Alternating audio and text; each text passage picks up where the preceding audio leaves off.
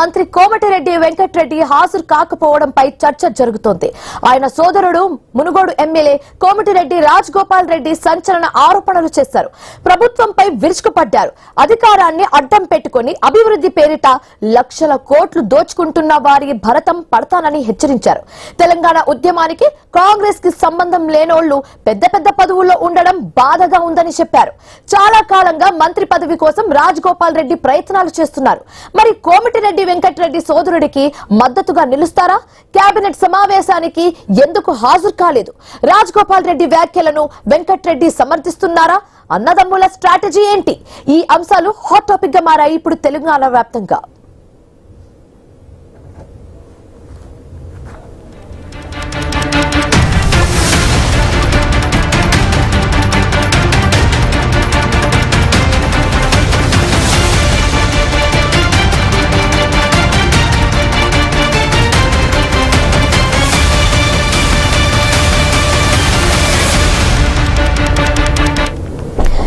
Cabinet సమావేశానికి మంత్రి కోమటిరెడ్డి వెంకటరెడ్డి హాజరు కాకపోవడంతో చర్చ మొదలైంది. ఇప్పుడు ఆయన సోదరుడు మునుగోడు ఎమ్మెల్యే కోమటిరెడ్డి రాజగోపాల్ రెడ్డి సంచలన ఆరోపణలు చేశారు. ప్రభుత్వంపై విరుచుకుపడ్డారు. అధికారాన్ని అడ్డం పెట్టుకుని అభివృద్ధి పేరిట లక్షల కోట్లు దోచుకుంటున్న వారి భరతం పడతానని హెచ్చరించారు. తెలంగాణ ఉద్యమానికి అలాగే కాంగ్రెస్ కి సంబంధం లేనోళ్లు పెద్ద పెద్ద పదవులో ఉండడం బాధగా ఉందని చెప్పారు. చాలా కాలంగా పదవి కోసం మంత్రి రాజగోపాల్ రెడ్డి ప్రయత్నాలు చేస్తున్నారు. మరి కోమటిరెడ్డి వెంకటరెడ్డి సోదరుడికి మద్దతుగా నిలుస్తారా? కేబినెట్ సమావేశానికి ఎందుకు హాజరు కాలేదు? రాజగోపాల్ రెడ్డి వ్యాఖ్యలను వెంకటరెడ్డి సమర్థిస్తున్నారా? అన్నదమ్ముల స్ట్రాటజీ ఏంటి? ఈ అంశాలు హాట్ టాపిక్ గా మారాయి.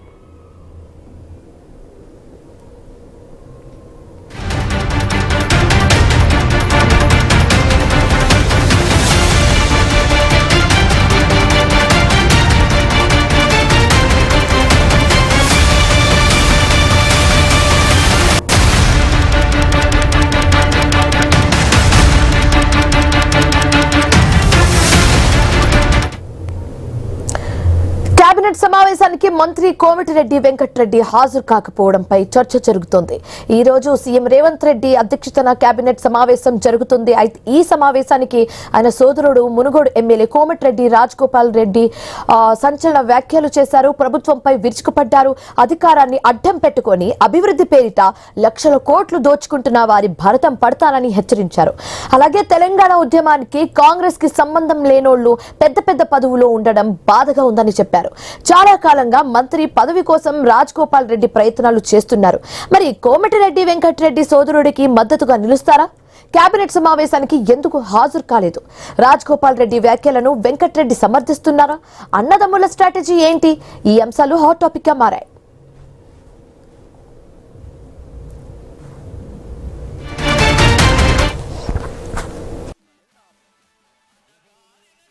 కాంగ్రెస్ పార్టీలో బయట నుంచి వచ్చిన వ్యక్తుల ఆధిపత్యం ఎక్కువై నిజమైన కాంగ్రెస్ పార్టీ నాయకులు కార్యకర్తలకు అన్యాయం జరుగుతుంది అనేది నా భావన.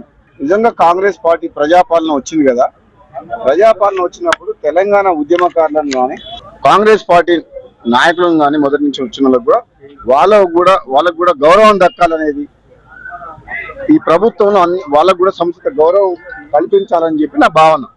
సీమాంధ్ర మీడియా చెప్పు చేతల్లో మన తెలంగాణ కాంగ్రెస్ పార్టీ కానీ గవర్నమెంట్ కానీ నడపొద్దని, మన తెలంగాణ ఉద్యమం నడిచిందే తెలంగాణ ప్రజల ఆత్మగౌరవం కోసం.